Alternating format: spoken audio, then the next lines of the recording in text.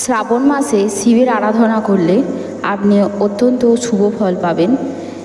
তাই শ্রাবণ মাসে কোন কাজটি আপনি করবেন যা আপনার সংসারের জন্য অত্যন্ত উপকারী হবে।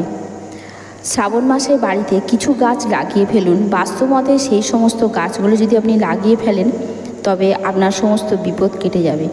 শ্রাবণ মাসকে শিবের মাস বলা হয়, তাই এই মতে বাস্তুমতে বহু ধরনের টিপস রয়েছে। বাস্তুমতে নানা ধরনের পরামর্শ দেওয়া হয় সংসারের উন্নতি ও সমৃদ্ধি সাধনের জন্য। তেমনিভাবেই শ্রাবণ মাসে বেশ কিছু গাছের কথা বলা হয়।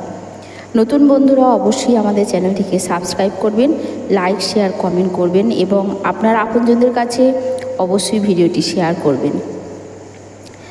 শ্রাবণ মাস শিবের মাস, তাই শিবের মাসে আপনার সংসারে সুখ সমৃদ্ধি আনতে বাস্তুমতে এই ছোট্ট টোটকাটি করে ফেলুন।